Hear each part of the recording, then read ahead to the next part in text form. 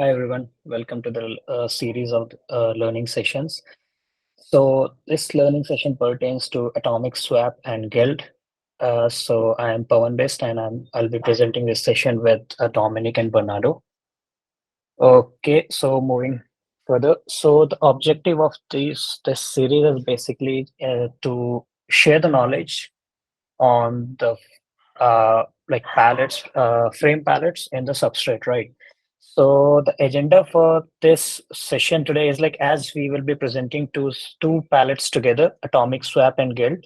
So our goal is to be like first present the atomic swap and then later on the Gilt so that we don't lose the context between both the palettes. And so these are the agenda items. First, we'll be seeing like what's the main purpose of tool and palette, right? Whatever it is, the high level features of it, then the dependencies with other frame palettes, like what other palettes are included or dependent with that, and how it is being used in the substrate Polkadot or Kosama. Then we'll be having the code in action, basically the demo part.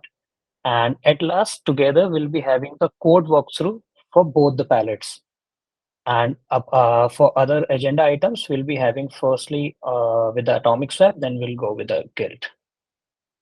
Okay, so this is the atomic swap. So if we understand what atomic swap is, it is like peer-to-peer crypto trades that don't require a third-party intermediary or any centralized pool, right? And the second point says is like it provides a secure way to trade between various blockchains without any need for the centralized bridges. So if two parties wants to do some trade, right, and they both are on the different chains, so through the atomic swap they can trade easily, and they actually don't need any intermediary service or the third party service involved in this trade. But the condition here is both has to use the same hashing function, which is actually in the atomic swap palette we have the Blake 2256 hash function. This is the condition in order to do the successful atomic swap. And like, okay, this is what atomic swap is. And if we talk about the palette which we have present in our frame, so it is a module for atomically sending funds from origin to the target. So through this palette, after like you can easily do this exchange, basically this trading and all. All right.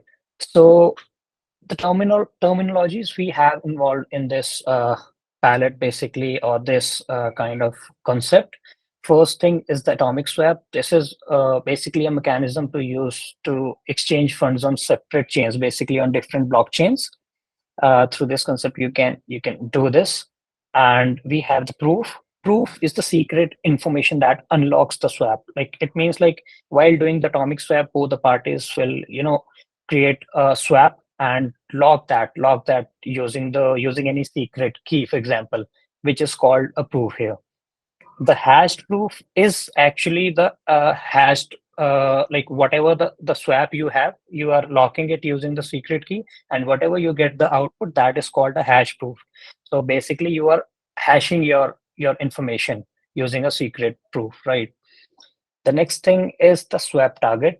So if we talk about the swap target, it is like the account that is allowed to claim the swap. For example, if person A is creating a swap, so he has to put a target on that swap, like who will be claiming that. Like this is already like both the person will be on a discussion while doing this trading. So the first person has to put the name of the second person or the address of the second person in the target. And the next one is the claiming the swap. So claiming is basically unlocking funds from that swap. So using the secret proof. Another thing we have here is the time lock. So time lock is the duration of atomic swap. For example, if you are creating a swap, right, in your chain, so how long it will be valid. So you can make it, you can set the duration for that. For example, for the next 10 blocks or for the next 100 blocks or any n block, right? You can make your atomic swap. You can set the validity basically for that. And the proof limit, the last one is the limit of the proof size. So like whatever the information you'll be providing, whatever the swap you'll be creating, you can have the limit for that also. So these are the terminologies. So now, if we talk about the high-level features of this atomic swap palette, so obviously cross-chain trading, as we already talked about, like this help us to do the trade between different blockchains. It is obviously decentralized. We don't need any centralized authorities or any centralized services, third-party services in between while doing this trade. The next one is like bound to duration of time logs. Obviously, we can set the time logs, as we have seen on the terminology section. We have the time log section on that, right? So we can set the time logs for that. And the next one is like specific to Blake 256 hash function, as like this is the kind of, if you have this algorithm on both the sides, on both the blockchains, then only you'll be able to perform this operation or to use this functionality, else you won't be able to do that. And if you talk about the security prerequisites here, so parties here, for example, person A and person B, right? A node, you can consider it a person A and person B. They don't trust each other. So how we are calling them is like proof revealer and the proof consumer.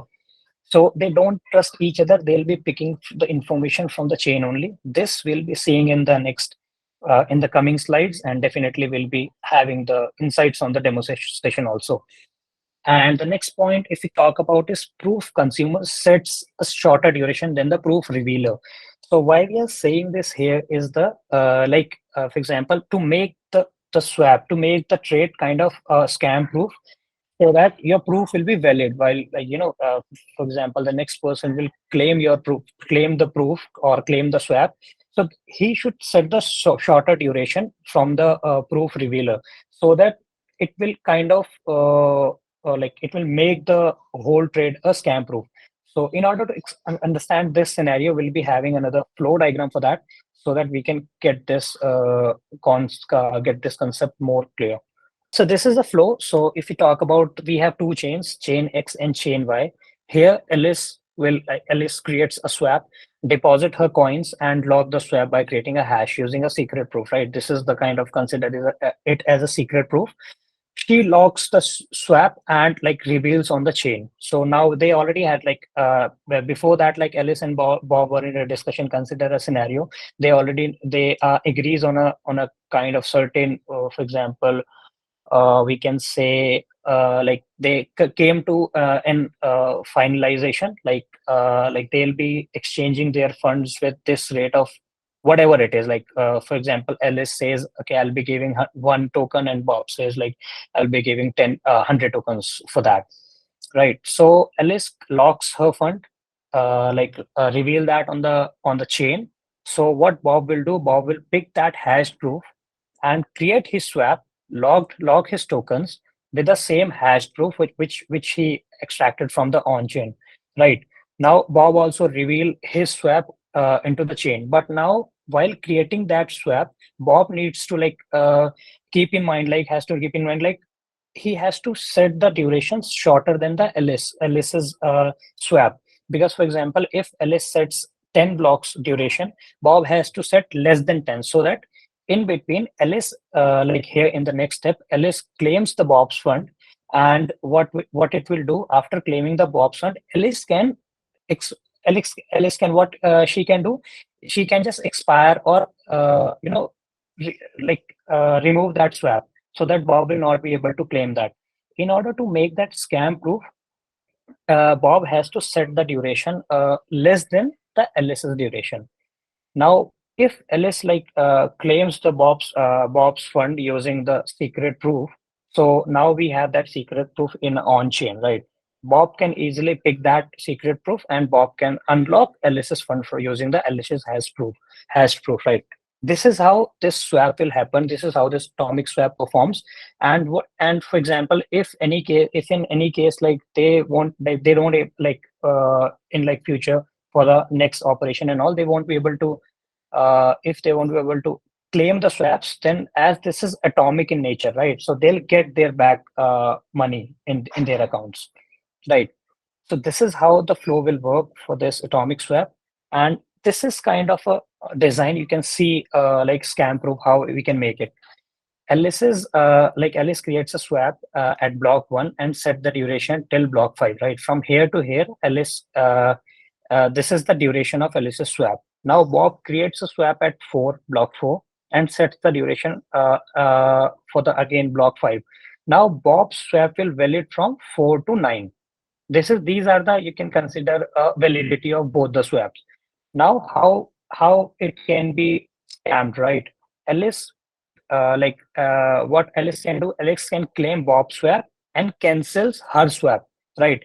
So that after, at this stage, Alice swap is no more in the on the chain. We can see that, and now Bob will not be able to claim Alice's swap. So that's why we are saying like Bob has to set the duration less than the Alice's.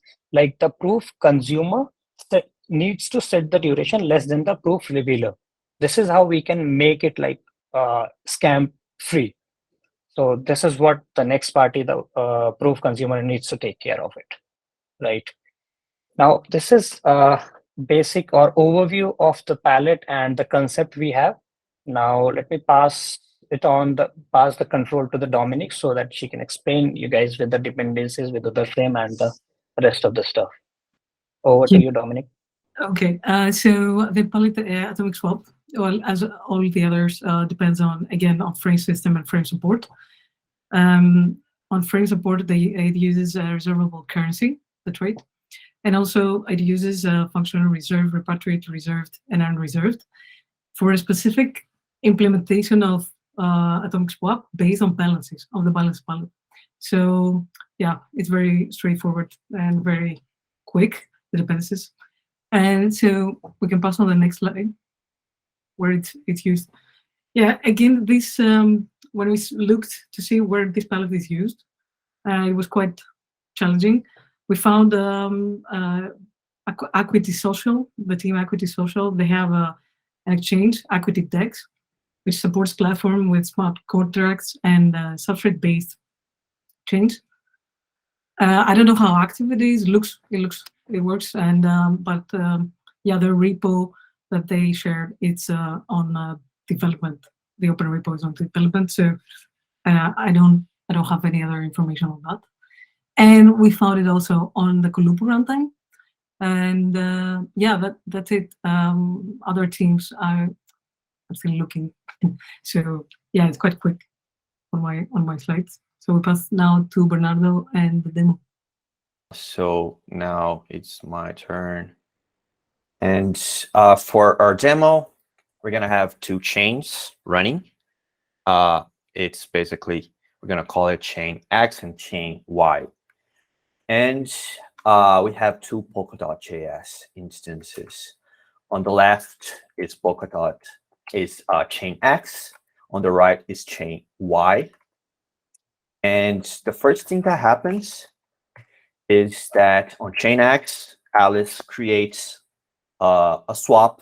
She has agreed with Bob that they're exchanging tokens. They agreed on the rates. And now Alice creates a swap where she is locking 100 tokens. So the first thing we do is Alice creates swap.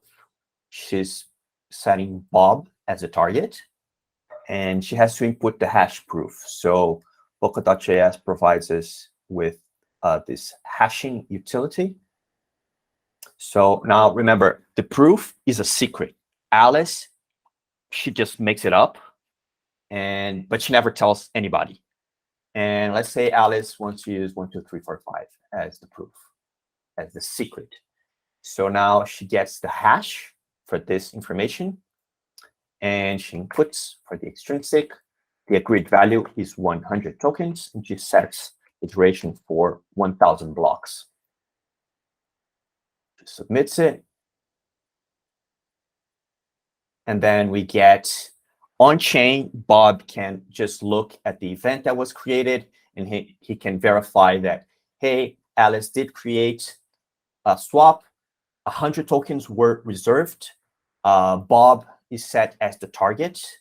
And this is the hash. This is the hash proof. So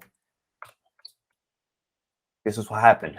The hash proof was revealed on chain, and Bob all he had to do was to look at it, and then Bob can go ahead and create the swap on chain Y.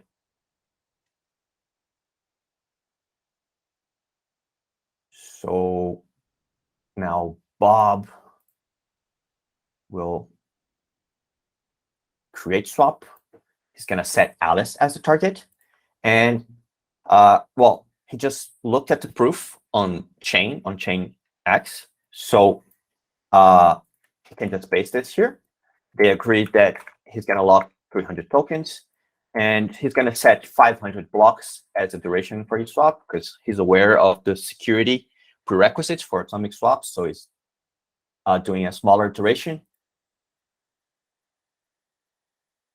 And then Alice can just look at chain Y. She's going to see that Bob did reserve 300 tokens. He set Alice as a target. Is the proof. The proof is the same as the proof that was used on the other chain. So the atomic swap looks good. So Alice, now she feels comfortable and she can go ahead and claim her swap on chain Y. So Alice is the caller now, and she's going to claim swap. And remember, Alice is the only person that knows the proof. She hasn't told anybody, and she's the only person that's able to do this. She's going to input 1, 2, 3, 4, 5 here. She's expecting to get 300 tokens out of this. Just submits it. And we get these two events on chain. Well, the first is just the tokens going from Bob to Alice, right? It's the balances reserve repatriated event. So Alice got her tokens. And we also have the swap claimed event. And if we look at the block where this happened, we can find the fact that the proof was revealed on chain now. So it's not a secret anymore. And I mean, you could always assume that Alice is going to just tell Bob the proof so that Bob can go ahead and claim his side of the swap. But Alice could always lie, right? They don't necessarily trust each other. So the main point here is that the proof was revealed on chain. So the secret was revealed on chain, and all that Bob has to do is to look at the proof on chain and claim his side of the swap on chain X. So now Bob will claim the swap. He knows the proof because he's seen it here. He's expecting to get 100 tokens out of it.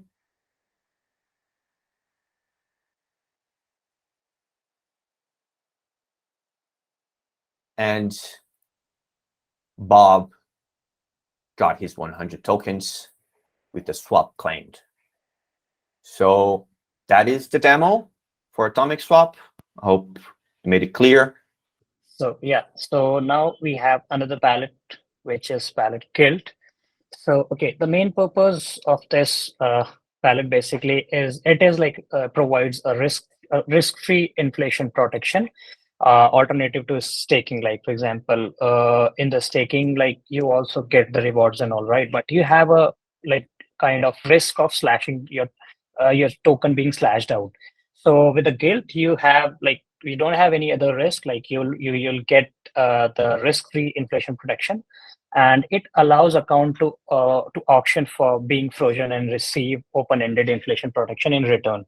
So here, what you can do, like you just set the bids, you just put the bids into the system, and you'll get the gilts for your tokens, right? Like your tokens being like frozen, and you'll receive the open-ended inflation protection, whatever the period or duration you provide. So the next point we talk about lock funds as per the user's desire. So this is the point which I just talked about. Like in this palette, what you can do, you can set the amount and set the duration for your tokens, like for how long you need that inflation protection. And but obviously in the palette there is a what we can say attribute which says like the minimum amount which you have to put. But yes, you can put the duration for like any duration for in order to lock your tokens and get the protection. So the last point here in the main purpose is palette tries to be inclusive in how bits become active guilds, allow for small bits. So this is the point, like here in this palette you'll get a different scenarios in order to process your bits, which we'll be seeing in the coming slides, so we can get the better understanding of how internally this palette works and how the bits being managed inside the palette, right? So the next is the terminology here. The first is obviously the inflation, because we are getting the inflation production here. So if you talk about what inflation is, it is the like kind of increasing. If you can see the increasing the total issuance of tokens can effectively, you know, reduce the value of each unit. Whatever, like if you get the your total issuance in a very, you know, it keeps, if it keeps increasing, then definitely your value of each unit will be dropped off, right? uh, this is what inflation is here, and the target, this is the aim proportion of token frozen into guilds in relation to the total issuance.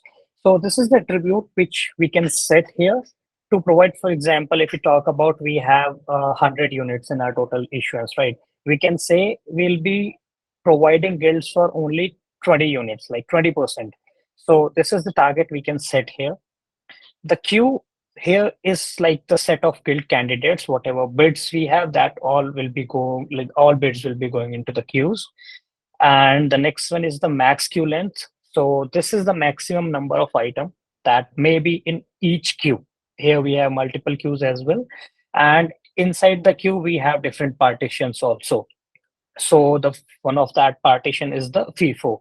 So we can set the length of the FIFO queue as well. Like this is the portion of the queue which is free from ordering and just a FIFO. So this is the, we can say, a queue, a part of the queue which is free from ordering. Whatever the whatever the order you put, like whether it is a smaller bid or the larger bid, this will not affect anything on that. The order will not affect on the FIFO queue. But the other part is the rank queue, which will affect the ordering. Like based on the highest bid, the ordering will reflect on that queue, right? The next one is the period. So this is the base period of the duration queues. Like what is the number of blocks? We can set it on the number of blocks, right? The min freeze is the amount which we can say, like the minimum amount which you can put in your bid. Lower than that, that will not be acceptable. So this is the min freeze. And the next one is the intake period. So what intake period is, like for example, your bids are, you know, you put your bids in the queue. So for example, now we can say, like for like in how many in which interval we need to provide the guilds to the users, right? So we cannot do that in every block. So what we can set the intake period. For example, in every 20 blocks we'll provide the guild. Like this will be configurable definitely. And the max intake bit is like the maximum amount of bit that can be turned into the issued guild for in each block, right? So these are the terminologies basically. And if you talk about the high level features for this palette, so obviously, like it provides the inflation protection. We have risk free environment here, like no slashing. Like for example, in staking, we have the risk of slashing, but here you'll not get any risk of slashing. So it is basically risk free. You are locking your funds in order to get the guilds. So you are like, in a simpler language, we are just putting our funds in the safe, right? And that is inflation. That provides the inflation protection. We don't have any risk over that. And the auction mechanism, like here we have the partitions in the queue, right? The FIFO queue and the ranked queue. So this is what we have. This auction mechanism is the ranked bit, which actually, you know, reflects the ordering based on the higher number. So inclusivity is the FIFO, which we already talked about, like that is not affected by any other highest bid or the smaller bid, right? So this is the part of queues here. So okay, so this is the flow of our guild palette. Like we can say these are the functionality, or also like whatever the extrinsic we have in the guild palette. So the extrinsic, in terms of it, if I talk about, we have extrinsics to place bid to retract bit, right? Like to remove the expired gilt and like to set the target proportion. So as in this diagram, we can see user can place bit, user can retract it, user can remove the expired gilt, right? Okay, if now we can see the flow of it. Uh, First step is to user can place the bid will go into the queue. Now inside the queue, it will decide whether if it is the earliest one, it will go definitely go to the FIFO queue, else it will be the part of the ranked queue, right?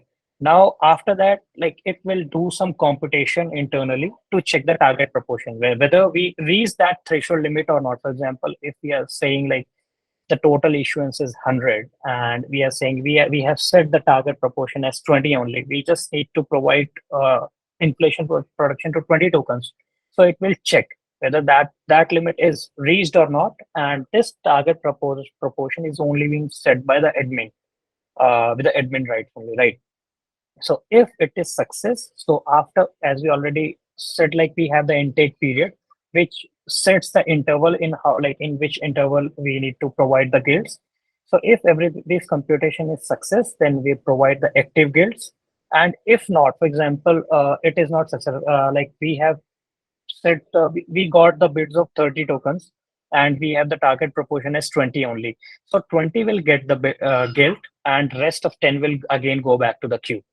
So this is how it will go. And for example, you have set the period of your guild is 100 blocks, right? After 100 blocks, like for example, in 101 block, your guild will be will expire, right? So in order to cancel that or in order to remove that from that user have the extrinsic present in the palette, that which help us to remove the expired guild from the active guild section. So this is basic flow or functionality of the guild palette here. Now we have the concept of queues, right? We have FIFO and we have the rank queue. So this is what it is actually. So this is the max queue length. This is our overall queue. Here in this, we have a part of FIFO and we have rest is the ranked. This FIFO queue length is configurable. So for example, here we have the length max queue as 10. So we have set the FIFO as 4, right? You can see here, you can consider, you can see the difference here. In the FIFO queue, we don't have any order like 40, 2, 6, 4, 9, 8, 3 to 4, right? But in the rank queue, it is like, we can say in the decreasing order, right? 3, 6, 0, 1, and so on, like to 3. So this, for example, the first 4 bits will come to the FIFO queue and it will be like freezed. You can consider it as like it will not be affected with any number of bits. For example, you can see here the next we got is 3601, right? But it is stored inside the rank queue section, not in the FIFO, because FIFO will not is not we don't have any ordering and all in the FIFO side. But in the rank queue, for example, if I next entry would be 4611, right? So that entry will come to here and every other bit will shift from top to down, like 3 will go out of the queue and we'll have the 4611 in the as a part of this. And if I put a bit of 2, right, two tokens here, so it will not be the part of this rank queue, because the minimum here is 3. You have to put the bid like more than this. This is a restriction over here.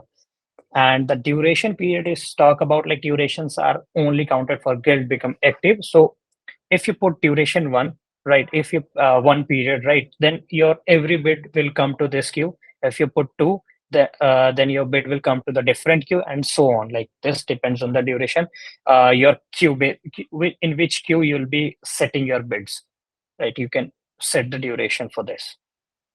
So this is the concept of queues here in the guild. So this is how bids can be ordered and unordered in the both the sections, we can say FIFO queue and the ranked queue. All right, so this is the overview and the flow of the guild palette. Now let me pass on the control to the Dominic so that he can take over. Over to you, Dominic. Okay, thank you. As you can see, a Gilt palette competes with Atomic Swap palette on the less dependencies. But again, we have reservable currency. It's used the trade, which is implemented in palette balances. And we also have the internal origin from frame system. And yeah, that's about it. on the dependencies. And on the next, yeah. They also compete on where it's used. Gilt, it is found in the Kusama runtime and Rococo runtime. But as you can see, we added here some constants to show how it's configured. But the target, the last one, is currently set to 0%, which means that the palette is inactive. So, yeah, that's it on the how it's used and the dependencies. I will pass it to Bernardo for the demo. We're gonna have a setup where we have very small queues when compared to like real world deployments. Like Kusama is just a queue of 5 slots where 2 slots are separated for the FIFO. And we're setting the kill period for 5 blocks and the intake period for 50 blocks. This is how 1 unit looks like. The total issuance of our chain is 1 million units. Alice's initial balance is 333,000 units. We're going to set the target to 20% of the total issuance, so 200,000 units. Then we're going to put a bunch of bids and see how they evolve. So going to start the chain, go to Polkadot.js. And the first thing we're going to look at is the total issuance. So this is how many tokens we have issued for this chain. And we can also see that the current target is still 0%, but we can come as sudo because we configured the admin to be sudo, but ideally this is governance. And we set the target to 20% of the total issuance.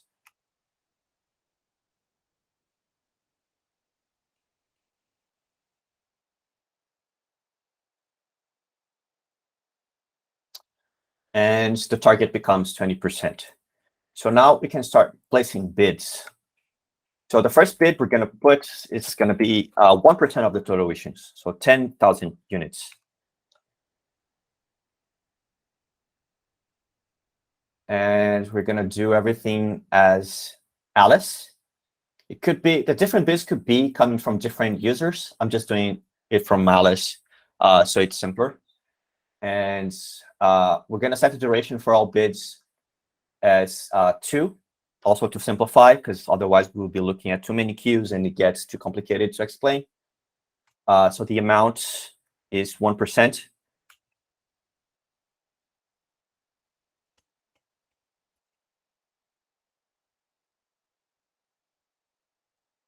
And we can look at the change state.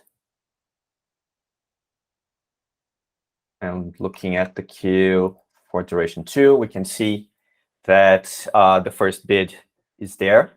So now we're going to place a second bid for 2% of the total issuance.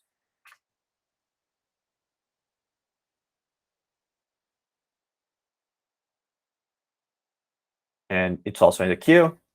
So now we're going to place another bid for 3%.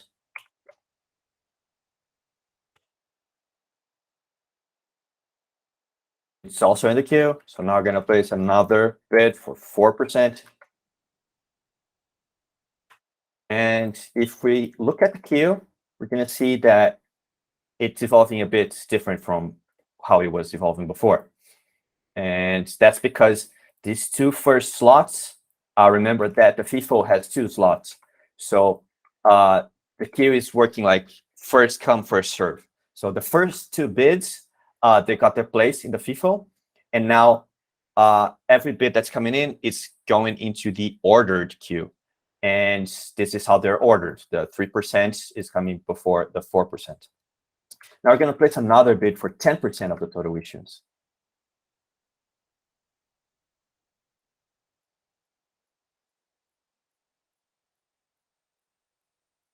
And it was placed after the bid of 4% because this part of the queue is ranked. Now we're going to place another bid for 12%.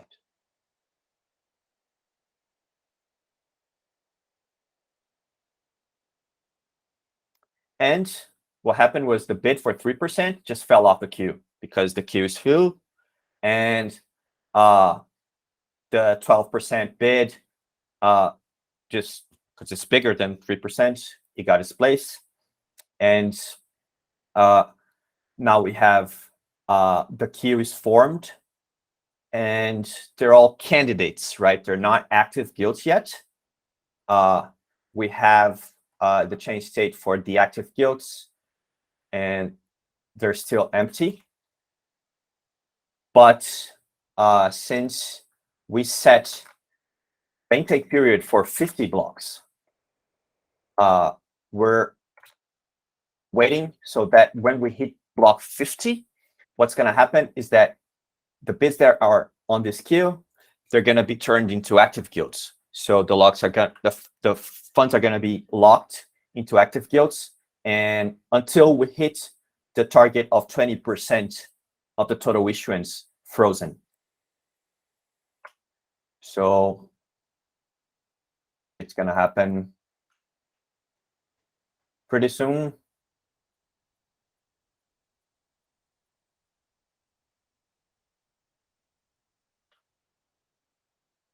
And yeah, so some things happened here.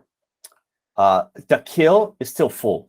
There's still, I mean, it's not totally full, but there's still bids in the queue. Basically, well, I should have shown this before. This is just to show how the FIFO, how the queue is evolving. But this is what happened now. The fourth bid for 4%, it did not get in. It's still in the queue. And the fifth bid for 10%, only half of it got in. So only 5% got in. So we can look at all the guilds that are active and look at their values. So the first one is 1%. The second one is 2%. The third one is 12%. And the fourth one is 5%. It's only half of the bid that was for 10%. And that is because, well, we hit the 20% target, right? The palette is configured, so only 20% of the total issuance is locked into active guilds. So after those bids became active guilds, there's still this surplus, this overflow that remains on queues until the next intake period happens. Hopefully some people will unfreeze their tokens and get their funds back, and there's more room for other active guilds. So now what we're going to do is we're going to come back to Sudo, and we're going to create a inflationary event here on our chain. So Ferdy, he has 0 tokens right now. We're going to give him the same amount of issued tokens. So we're creating 100% inflation. We're doubling the amount of existing tokens in this chain. And the total issuance just doubled. So this is what Alice is trying to protect herself from, right? Inflation. So since we set all Alice's bids for 2 blocks duration, and the guild period is 5 blocks, so 10 blocks after the guilds became active, her guilds, Alice's guilds, expired, which basically means that she can, after block 60, she can unfreeze her tokens and she can get her tokens back. That's what we're going to do now. We're going to call tall, and for all the active guilds,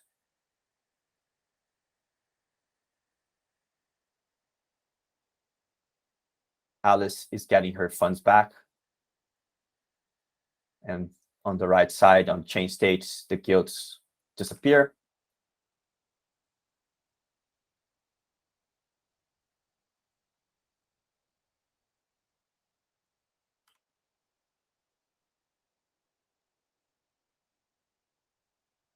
And we can finally look at Alice's balance, and it's 583,000 tokens. So it's much bigger than the funds that she started with. So we had 100% inflation, and in the end, Alice had 175% of her initial tokens.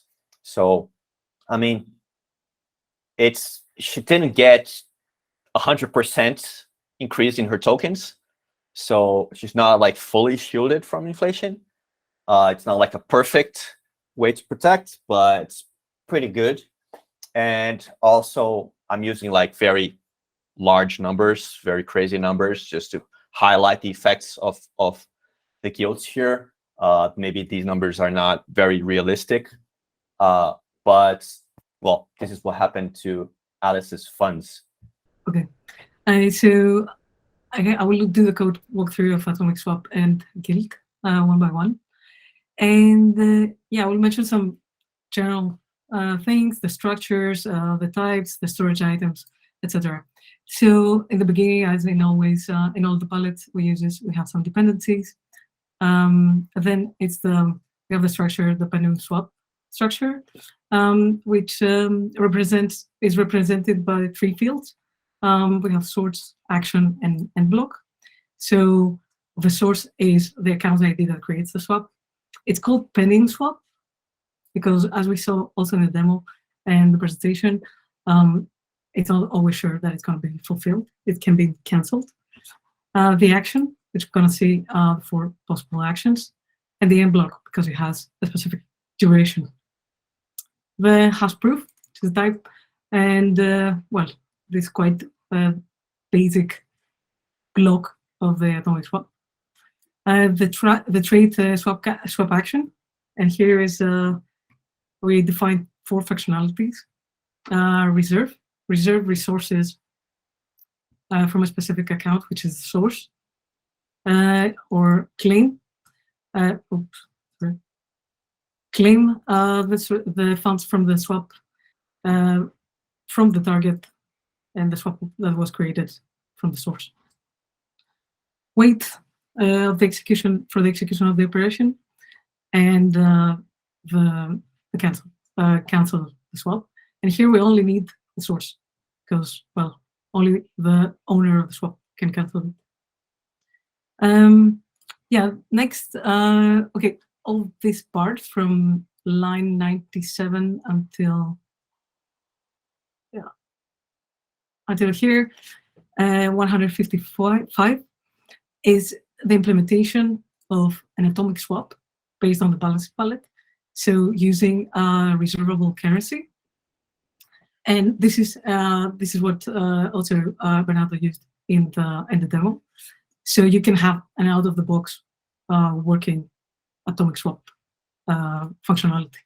The thing that I will mention here just very quickly is, well, that we're using reservable currency, and here's the implementation of the corresponding functions of the swap.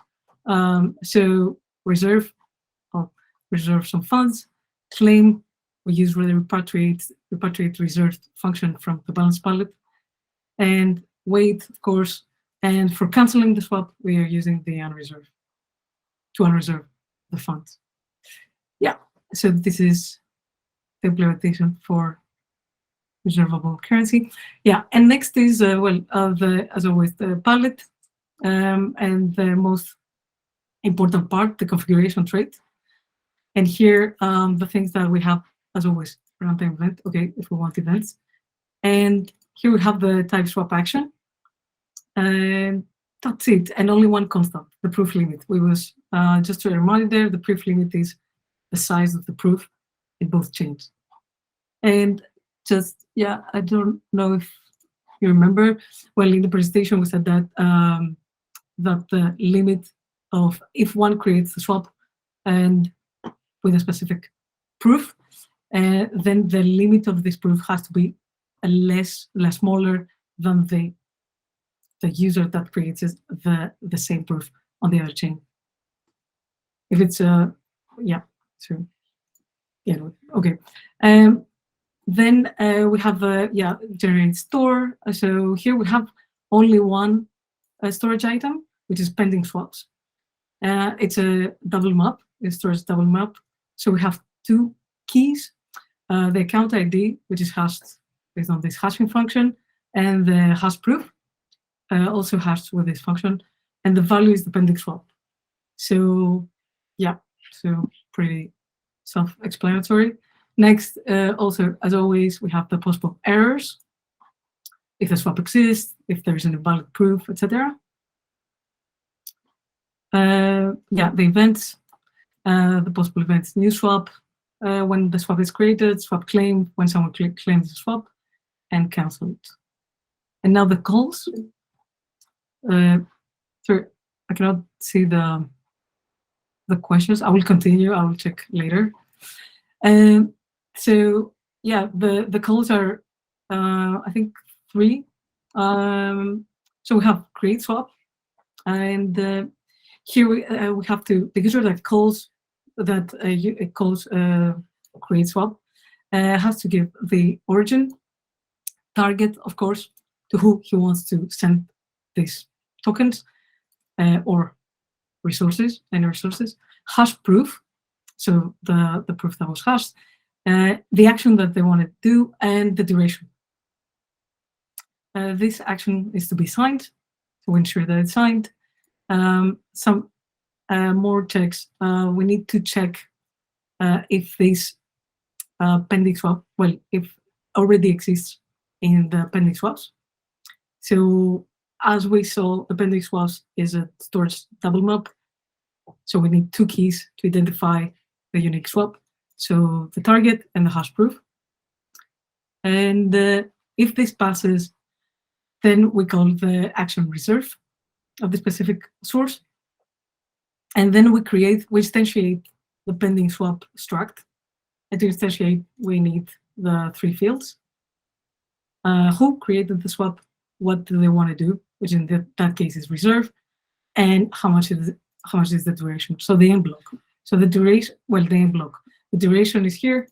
So we will get the block number plus the duration, and it's where the swap can be cancelled after this end block. Yeah, what is left now after all this is just to insert the swap in the pending swaps. Again, with using these 3 fields, and then we emit the new swap event, and that's it. Quite straightforward.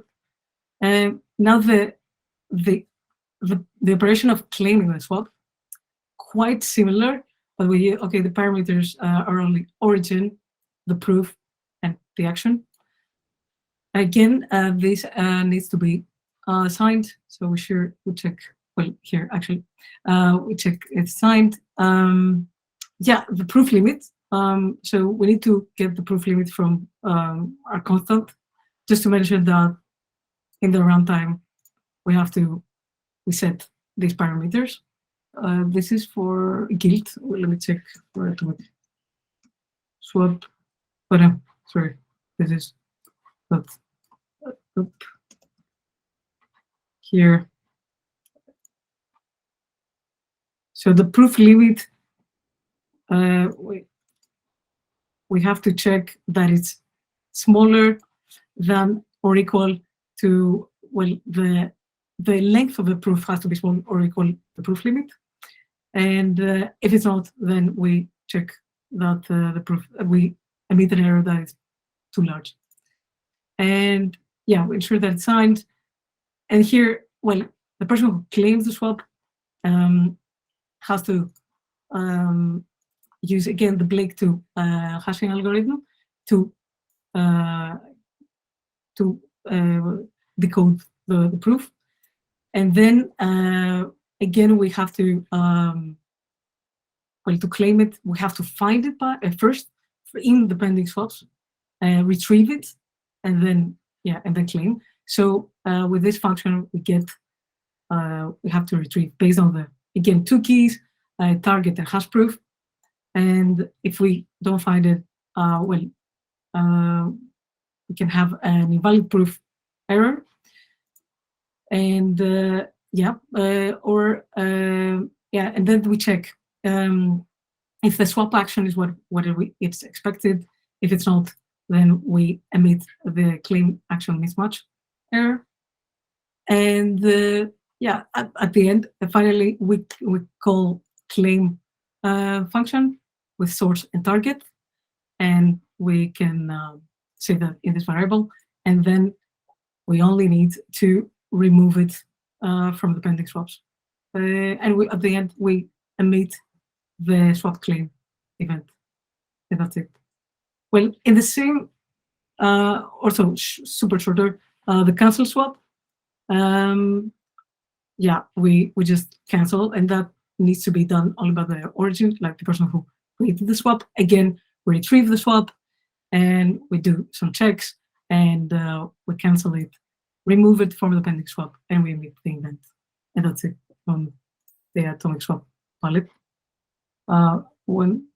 Okay, so Gilt, the same basic things, but much more storage items, I think. Okay, again, some dependencies. Yeah, so here, okay, here is we use the positive and negative balance for balancing palette. This was very well explained in the balances presentation from Nacho, so I highly recommend that. But I will skip it. I just mentioned that we use it. Palette config. So the configuration trait, again, we use reservable currency, currency balance. If you remember, admin origin, we needed to set the target proportion. Deficit, surplus, and ignore issuance are to handle the positive and negative imbalances. And then we start with a lot of constants compared to also atomic swap. Q count, max Q length, FIFO Q length, all these, yeah, will, let me check. Yeah, this is set here.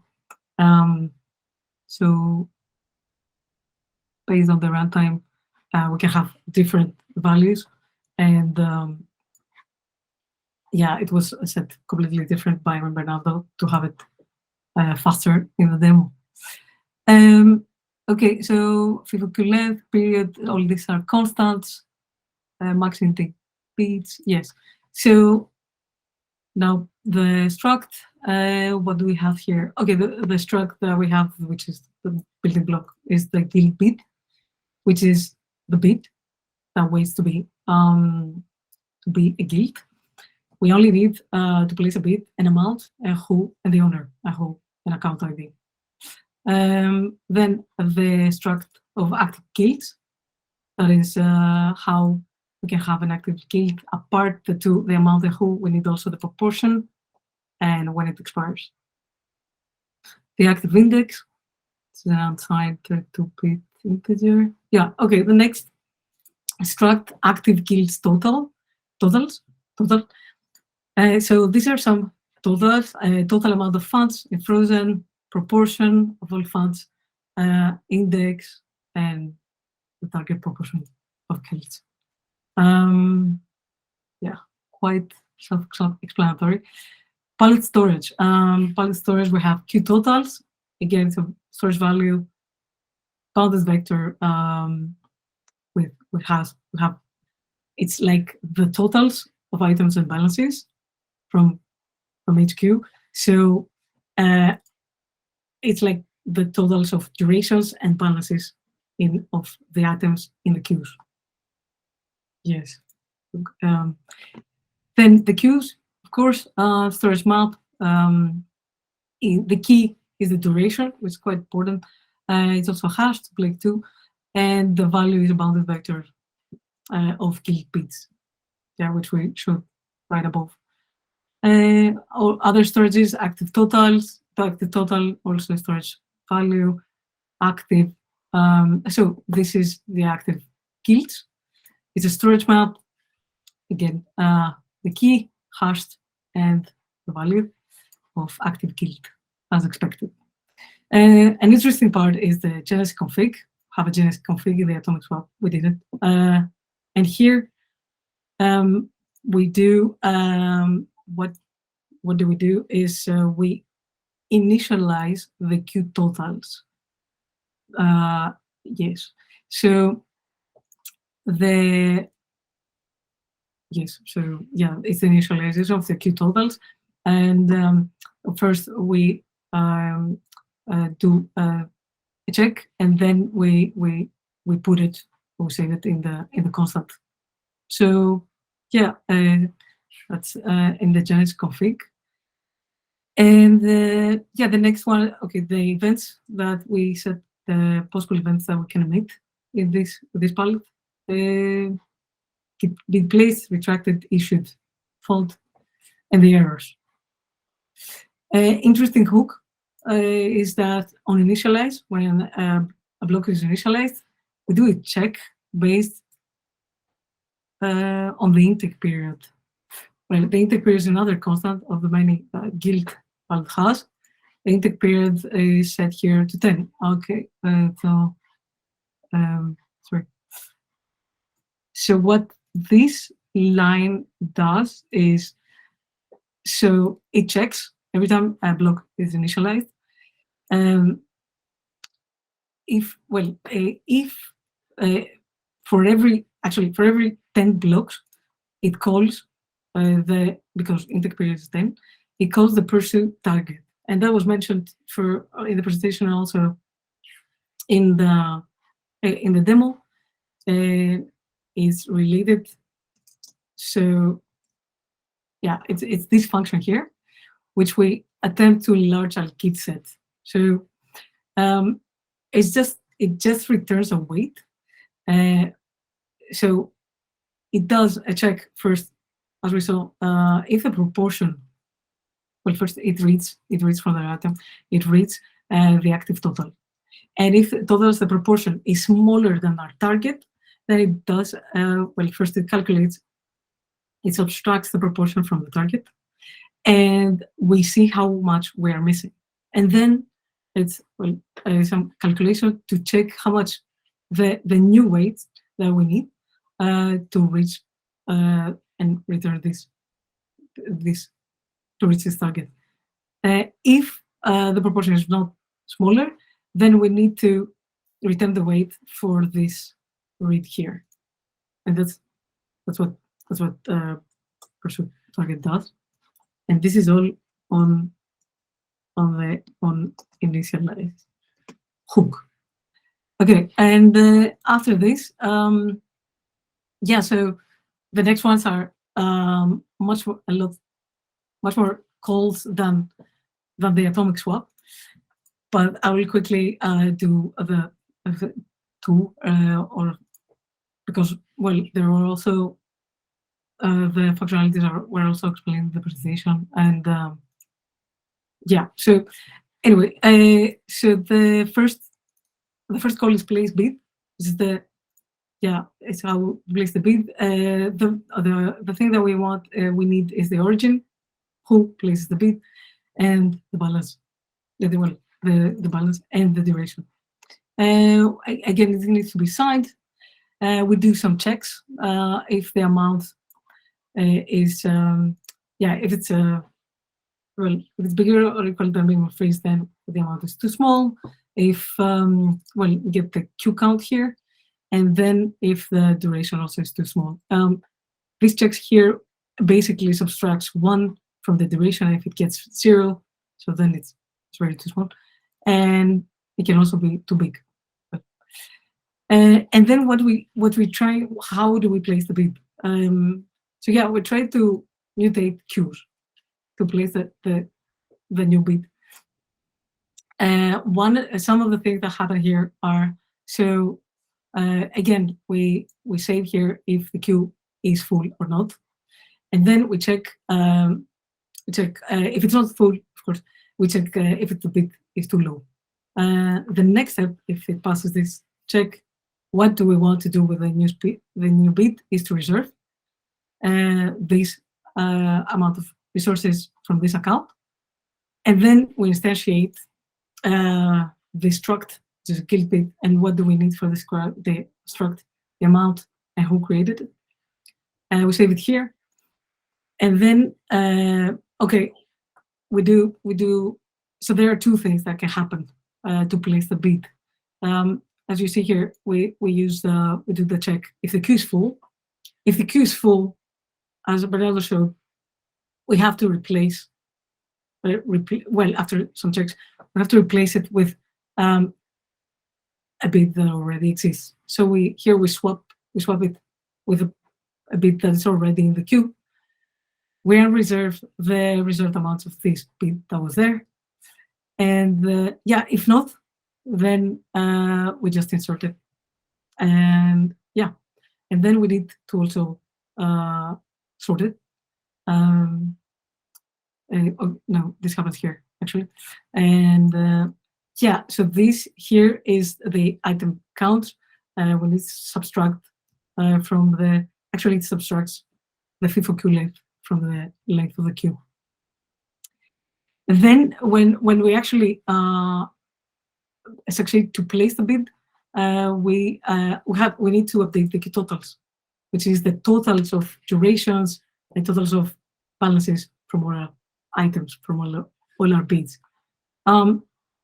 Yeah, how do we do that? We actually mutate. We don't try it now because we actually it happened. So we resize the queue count, and here is where we update the durations and the balance, the amount based on the two indexes.